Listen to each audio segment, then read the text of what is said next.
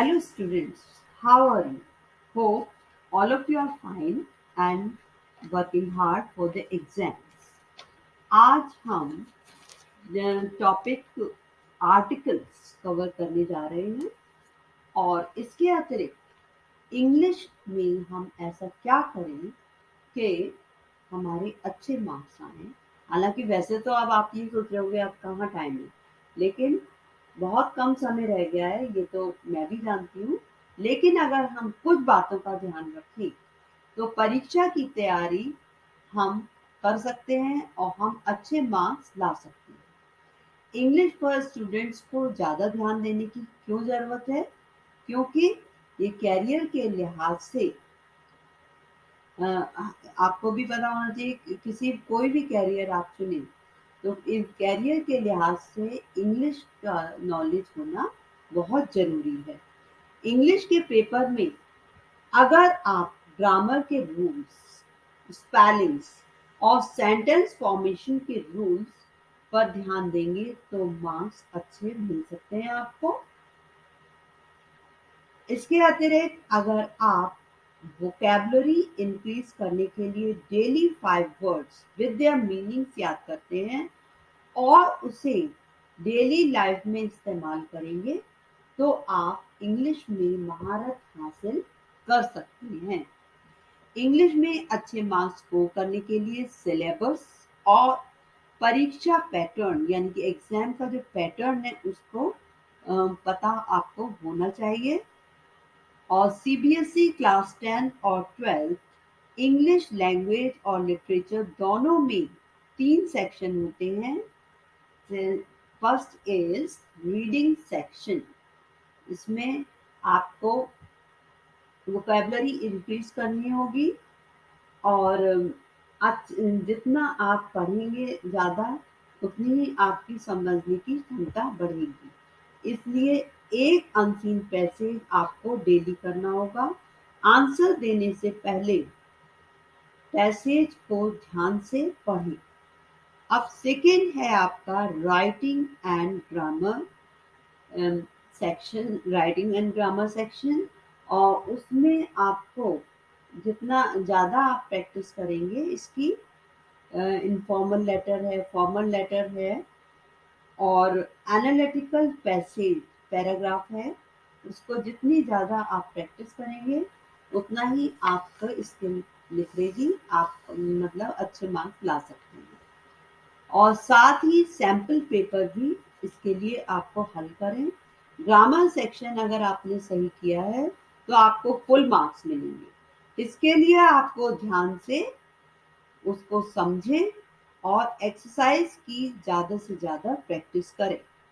Section C, इस section में अगर आप अच्छे मार्क्स स्कोर करना चाहते हैं तो चैप्टर्स के नाम के साथ साथ उनसे संबंधित लेखकों और कवियों के नाम भी याद करने के लिए एक लिस्ट बना लें। और लिटरेरी सेक्शन में लॉन्ग आंसर्स के 4 प्रश्न पूछे जाते हैं, इसकी अच्छे से प्रैक्टिस करें। और इसके अतिरिक्त अगर क्वेश्चन 1 या 2 मार्क्स का है तो उसको 4 लाइन से ज़्यादा ना लिखें और ये नहीं कि आप पूरा पेज भर दें उसका और जो लॉन्ग आंसर है वो लिखने के लिए आपके पास टाइम ना मिले। इस बात का टाइम मैनेजमेंट का आपको ख्याल रखना होगा। हमें इस बात को अच्छे से पता होना चाहिए कि एक दिन की तैयारी से हम अच्छे मार्क्स नहीं ला सकते। इसके लिए डेली प्रैक्टिस करनी होगी। अंत में मैं ये कहना चाहूंगी, जो भी आप पढ़ते हैं उसको लिख कर देखें। जो भी गलतियां आप कर रहे हैं उसे सुधारने का प्रयास करें। जब कोर्स कंप्लीट हो जाए तो सैंपल पेपर सॉल्व अवश्य करें और अधिक से अधिक रिवीजन करें। अंत में मैं आपको ये कहना चाहूंगी कि आप मेरे चैनल को लाइक और सब्सक्राइब अवश्य करें। आर्टिकल्स 2 प्रकार के होते हैं, डेफिनेट आर्टिकल और इनडेफिनेट।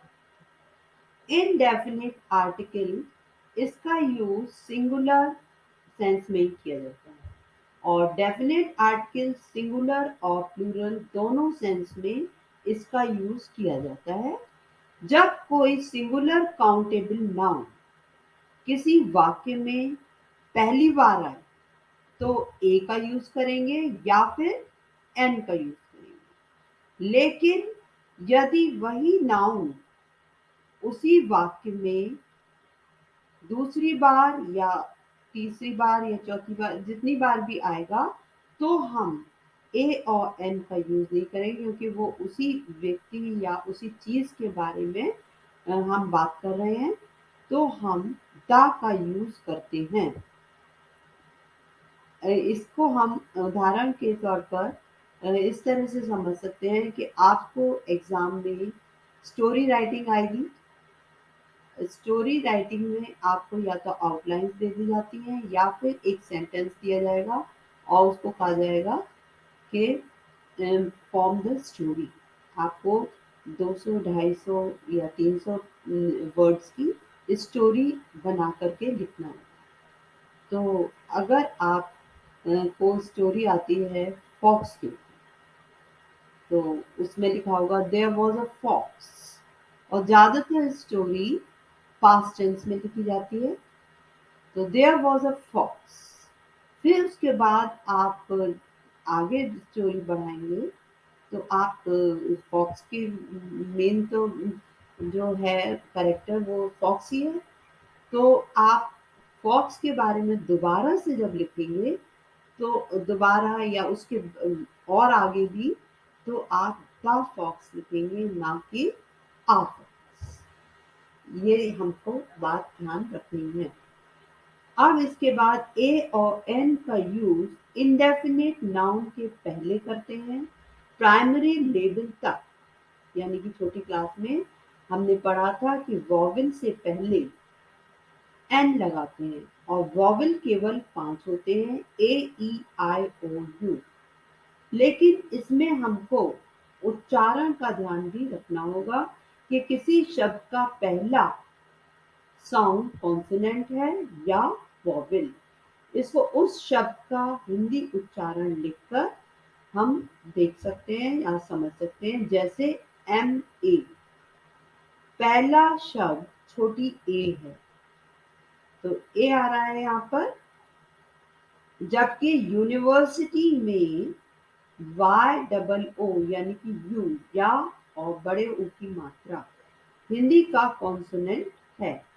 ऐसे शब्द जिनका पहला अक्षर चाहे वॉवेल हो या ना हो, उच्चारण के हिसाब से हम आर्टिकल का यूज करते हैं। जैसे एन आर, तो यहाँ पर एच साइलेंट है। एन ऑनरेरी मेंबर, तो ओ और मतलब यहाँ पर भी एच साइलेंट है। An honest man, a European, तो यहाँ भी यू ये जो है वाई डबल ओ की आवाज आ रही है। अ 1 रुपी नोट, तो यहाँ पे वाह की आवाज है। वाह, वाह हिंदी का जो वाह होता है, वाह नहीं वाह। आ यूनिवर्सिटी, तो वाई डबल ओ की साउंड है। एन एम पी, एम पी में एम में ई एम की आवाज है, ना कि ए की आवाज। तो यहाँ पर हम ए एन लगाएंगे।